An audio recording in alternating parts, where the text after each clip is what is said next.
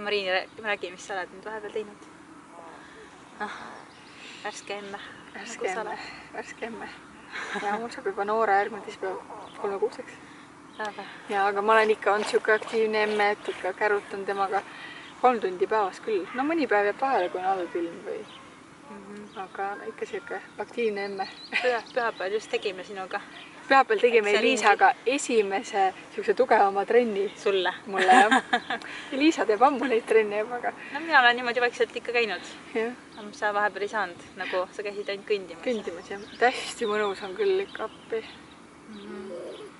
Rullitada ja jalgrattaga sõita, nii et inimesed välja, õue. Päksi kätte. Te käisite seal smuuti meistrivõistlustel. Jah, täiega lahe oli.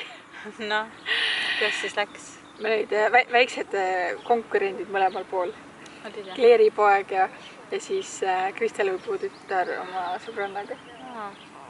Väiksed konkurendid. Väiksed konkurendid, jah. Kasvult ma mõtlen, aga muidu osavuselt ikka väga tugevad konkurendid. Kuidas sa siis olid, ei olnud roostes veel? Ei olnud roostes, jah. Kodus ikka harjutada kogu aeg smuutisi üles? No iga hommiku on mul ikka see Tatra smuuti ikka lemmik. Tatra, jah. Ma ei ole üldse praegu teinud Tatra smuutit. No värskelt pressitud mahl. Raido just kodus tegi ananassi ja kurgi värskelt pressitud mahl on nii hea. Et on meil selline loov. Tõesti hästi omapärase maitsega. Ta kuidagi pehmendab seda ananassi teravust. Selles oli mõnus. Ma tegin täna, panin tatreid, siis ma panin banaani, siis ma panin 2 pirni, siis ma panin kaneeli, vett ja vaarikaid. Siis tegin siuksed, et kannutäie. Mina panin leotatud tatar, banaan, tatlid, natuke vett, külmutatud vaarikaid. Ma võtan alati sügavkülmast välja, sest ma ei taha nii külma. Kusjuures oligi pärast, mul oli nii külm ja siis ma läksin sinna sooja duši alla. See on minu väike nipp. Ja see aitab alati on ju. Ja siis ma panin veel seda koši, seda ananassi banaani smuutit ka, mis see klaaspurgis müüakse. Siis iga päev vist paned neid sinna smutisse? Ei, võib-olla mingi... Need on nii head tõesti mulle kuulutanud. Viimasel ajal tihedamini, aga mõni aeg ma ei pannud üldse, et on siuke päris korraliku hinnaga, et on jah. Siis kui on head päevad, siis saab panna. Ma proovin ise ka teha kunagi seda, aga siis mul ei tulnud küll nii hea välja. Ei tule kuidagi nii kreemine, ma ei tea, kuidas see konsistents on nii mõnus seal.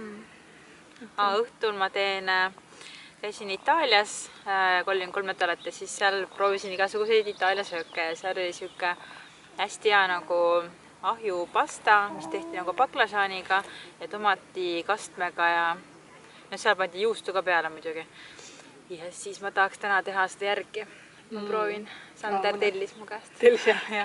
Siuke ahjupasta ja see oli nagu elu parim pasta, mis ma olen saanud. Tõesti nagu. Ta oli nii mahlane ja nii maitsekas ja siuke... Koks meil retsepti küsima? Aga retsepti saab, see on nagu traditsiooniline Sitsiilia retsept minu arust.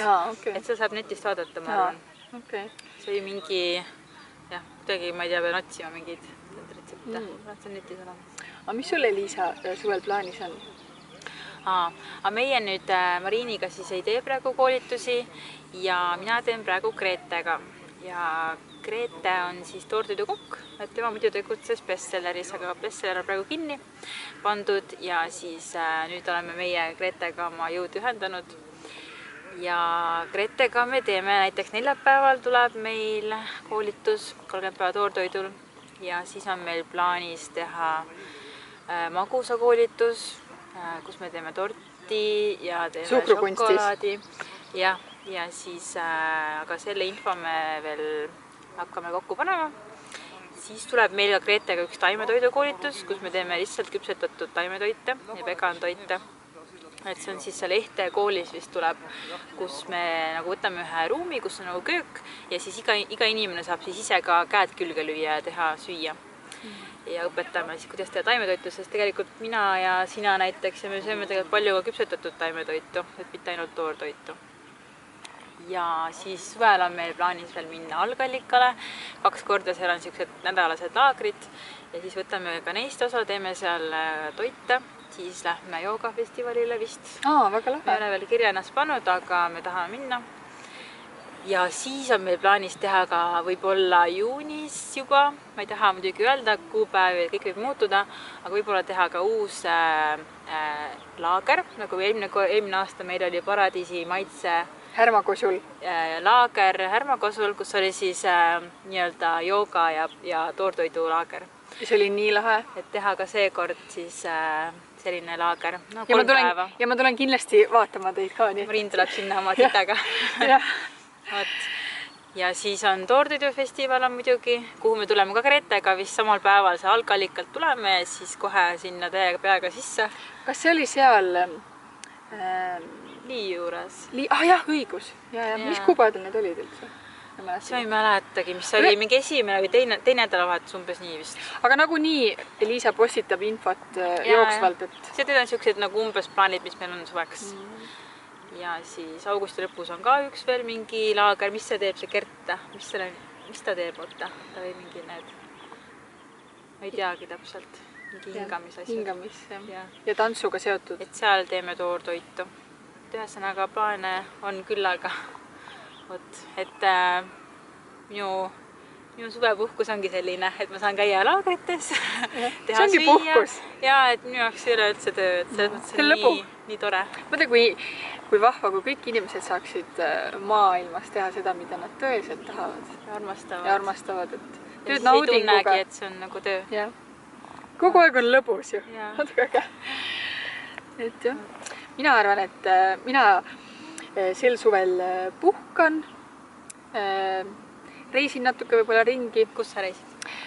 Tahaks Eestis käia. Võib-olla sügisel on plaan võtta selline kaugem reis ette, aga vaatame, et kuidas. Kaugem reis juba või? No mitte nüüd nii kaugena, ütleme võib-olla mingid huvitavad saared või... Et siin, ütleme, Euroopas on ka nii ilusaid kohti, Ungari ja võib-olla mõtleme. Nii aga. Et tuleb selline reisihuviline nagu Marin ja nagu Raido ja perekond reisihuvilised ja nagu Elisa ja et vahva on ju avastada uusi paiku ja uusi inimesi ja uusi toite ja rahvustoidud on ka hästi huvitavad minu arust, et nagu sinagi käisid ju Itaalias ja siis sa said ka neid erinevaid maitseid jälle, et see on vahva. Itaalias oli küll ikka iga päev ma sõin pastat seal, sest see on nende nagu nii-öelda, ma ei tea, umbes nagu eestlastel on kartul ja liha võib-olla, et neil on pasta. Ja siis lasagnet tehakse seal palju. No seal Naapolis, seal on hästi palju pitsat seal ringkonnas. Ja siis... Aga mingid head pitsat oli? Aga kuidas ütleme nende nii-öelda taimetoidu pitsadega seal on? Pastas arvatavasti on ikka muna ja koort nad kasutavad ka, aga ütleme üldiselt. Ja selles mõttes, et pastasse, pasta ise võib-olla munaga tehtud, vaata. Aga ekstra muna nagu sinna, ma ei tea, tavaliselt ei panda. Aga kas on, ütleme, nägid sa mingides söögikohtas eraldi taimetoidu menüü? Eraldi taimetoidu müüd ei olnud, aga selles mõttes, et alati saab seal tellida näiteks mingi pasta pomodoro, mis on siis pasta nagu... Pomodoro või? Pomodoro on see tomat itaalia keeles. Et saab nagu tomatipastat on alati, sest neil on nagu hästi see retsept, et ongi sealt nisu pasta ja siis tomatiga hästi lihtne, natuke basiilikut. Ja selles mõttes, et mulle toidud meeldivad, et neil on kuidagi hästi lihtsad need retseptid. Et ei ole liiga palju koostisosi, on ju. Pitsa on ju, okei, see juust on seal ka, on ju, aga see ongi näiteks on tomat ja siis on juust. Et ei ole mingi 100 erinevat asja see pitsa peal ja siis on nagu pigem nagu mingi siuke soolane kook kui pitsa, on ju. Liiga palju asju. Hästi nagu lihtsad. Ja siis mina muidugi sõin ka seal juustu siis, et lihtsalt seal igal pool ei saa hulluks minna. Ja siis, aga nüüd ma jälle enam ei söö juustu, et lihtsalt siuke reis oli, et ütleme, liha ma ei tahtnud ja seda ma ei söönud seal, aga nagu kui mul oleks juustust ja piimatoodetest nagu täiesti loobunud, siis oleks mul ikka väga raske olnud seal reisi peal. Oleks kindlasti saanud, aga ma kuidagi ei tahtnud nagu ennast panna siukse stressi. Ja kuna sa ööbisid, vaata, tegid seda couchsurfingut, siis Ja, et olin nagu inimeste juures peredes ja nemad kutsusid meid tihtipeale välja sööma või tegid kodus meile süüa et siis tõesti ma olen nii tänulik, et nad tulid mulle selle liha koha pealt vastu, et seda ma nagu ei tahtnud süüa, nad ei pannud seda. Ja kusjuures nende mingid traditsioonilised retseptid isegi ei näe liha ette väga palju. Et selles mõttes on nagu hea ja isegi seal lihavõttelaud, mis oli nagu siuke laupäeval istusime seal ümber laua mingi terve perega ja siis kõik oli taimetoit. Ma mõtlen nagu selles mõttes, et ilma lihata. Küll oli seal aga mingi juustuasi ja mingi muna, aga selles mõttes oli nii hea ja ma tundsin ennast nagu ekstra mulle tegelikult tehti seda. Ma arvan, nad ikka oleks mingi kala teinud seal. No see näitabki sellist tolerantsust tegelikult, et...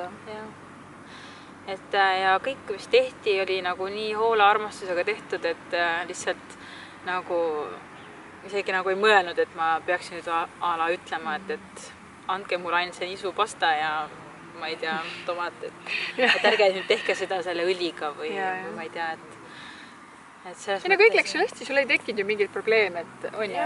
3 nädalat olid reisil ju. Et osad kardavad on ju, et mingid, et söön seal neid pastasid ja kõike neid nii-öelda saia nii palju, et võtan juurde. Ma ei võtnud absoluutselt juurde.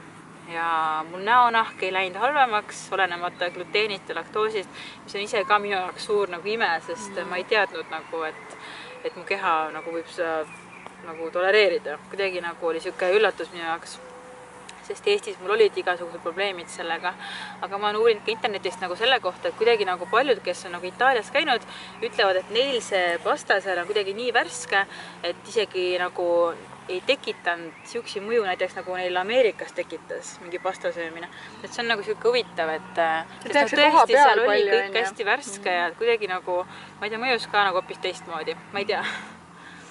Eks see ka, et enam ei pingesta nii hullult, et et nüüd ei või seda ja ei või toda ja reisil ikka on mõnus ju, kui ja siis me olimegi niimoodi, et iga päev siis uues kohas jälle uute inimestega ja siis vahepeal rongiga, vahepeal hääletasime, et kuidagi ongi see nagu sööd seda, mis parasjagu on. Ja kui sul ei ole seal puuvilju, no ütleme, kui sul mingi õuna saad süüa, küll on ju, lihtsalt sa ei saa kõhtu täis sellest.